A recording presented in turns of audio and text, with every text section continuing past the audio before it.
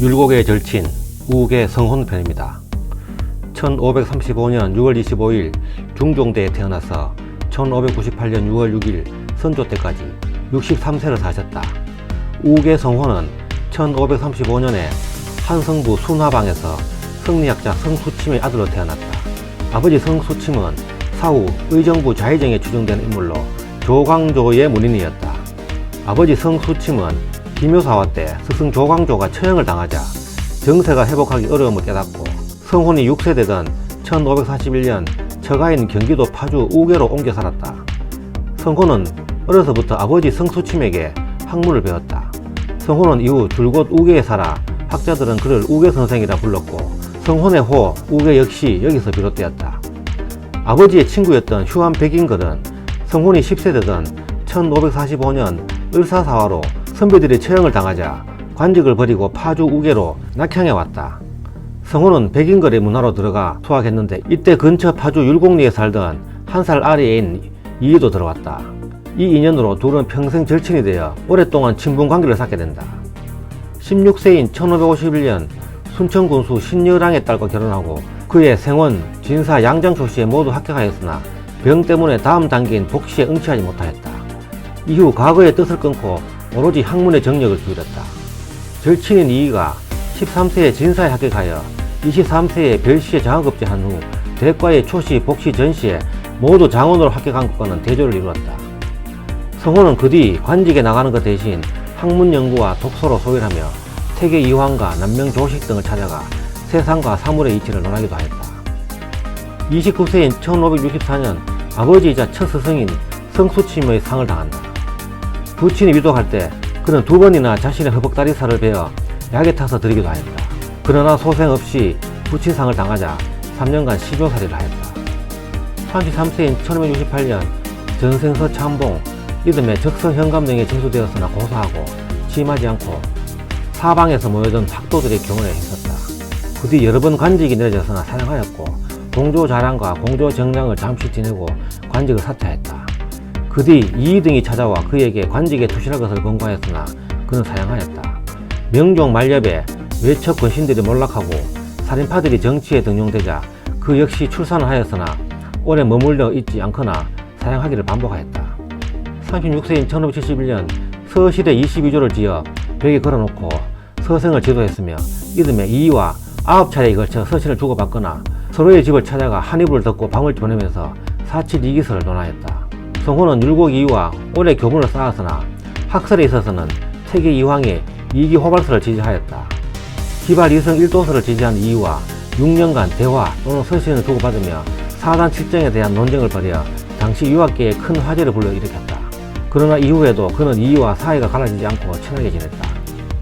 40세인 1575년 사헌부 지평으로 불러 부득이 상경하였으나 병으로 사직하자 선조는 의원을 통해 약을 지어 보내기까지 하였다.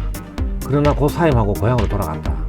그리고 그의 의례당론이 일어나 심의 겸 정철 등을 중심으로 서인이 형성되자 그는 서인의 지도자로 활동하였다. 46세인 1581년 성혼이 또 관직을 사양하려 하자 선조가 그를 직접 불러 사정제를 독대했다. 이때 성혼은 선조에게 거침없이 직언을 하였다.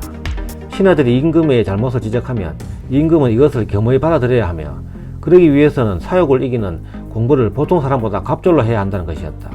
또 선조가 자신이 등용한 인물들 중에 소인이 있느냐고 묻자 임금의 마음을 어기지 않으려는 자는 많고 임금을 올바른 길로 인도하는 신하는 적다고 답하기도 하였다. 이후에도 이이의 추천에 의해 여러 차례 관직이 내려져 2조 참의, 2조 참판 등을 역임하였다. 49세인 1584년 이이가 죽자 사임을 청했으나 허락되지 않았고 그해 4월 동지 중수부사에 임명되었으나 7월에 고향으로 돌아와 사직서를 올렸다. 54세인 1589년 기초곡사로 서인이 집권하면서 2조 참판에 복귀하였으나 그해 5월 병으로 다시 귀향하였다. 기초곡사 당시 서인의 영수로서 동인을 일방타진하자는 서인들의 의견을 반대하였다. 정렬입 옥사가 확대되어 동인의 최연경이 억울하게 죽을 위험에 처했을 때 최연경을 위문하러 간 성혼의 아들과 측근을 최연경이 의심하면서 최연경을 괘씸하게 본 성혼의 문화생들이 최연경을 탄핵, 그는 권장을 맞고 죽는다. 그러나 최연경의 장살로 성혼에 대한 동인들의 비난과 비판은 거세졌다. 성혼은 임금이라는 와중에 처신 때문에 구설수에 오르기도 했다. 57세인 1592년 4월 일본이 쳐들어오자 그달 30일에 선조는 조선을 떠나 파주를 거쳐 임진강을 건넜다. 이때 임진강 나루에 당도한 선조는 파주 사람 성혼이 보이지 않자 그가 사는 곳을 물었고 성혼이 그리 멀지 않은 곳에 거처 한다는 소리를 들었다. 결국 성혼은 임금의 몽진행렬이 자기 동네를 지나간다는 소식을 듣고도 마중을 나가지 않은 셈이 된 것이다. 이 때문에 성혼은 의주행궁에서 임금을 만나 자신이 임진강으로 마중 나가지 못한 이유를 장황하게 설명해야 했다. 59세인 1594년 선조 환도 직후 그는 영의정 유성룡과 함께 일본과 화평을 맺을 것을 주장하였다가 선조의 노염을 샀고 동인 일부 강경파로부터 매국노로 규탄받자 관직을 사퇴하고 고향인 파주로 낙향하고 그 후 학문연구와 후학양성으로 여생을 보냈다.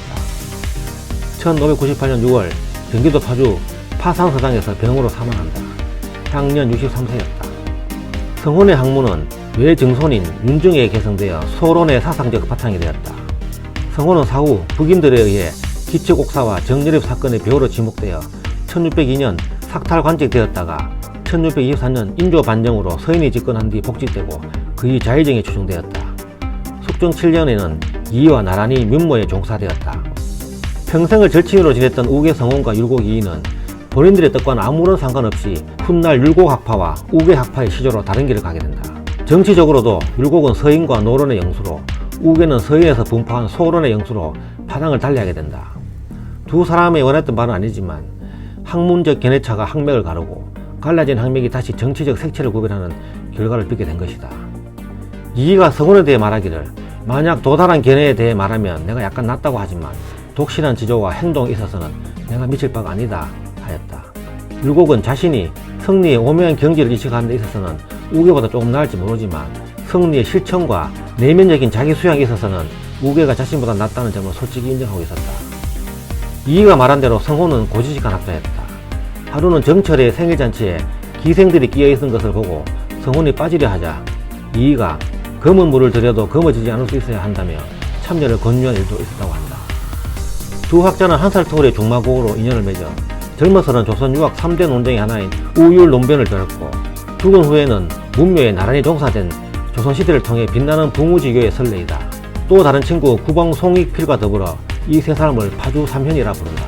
우계의 위패가 모셔져 있는 파산서원은 1568년 우계의 아버지인 성수침을 제향하고자 세워졌다.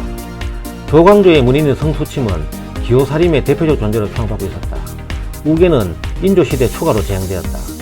건물은 임진왜란 때 불탄 것을 후에 복구하였으나 한국전쟁으로 다시 불탔다. 서원은 여러 교육공간 등으로 이루어져 있었지만 1966년 서원의 사랑만을 복원하여 지금에 이른다.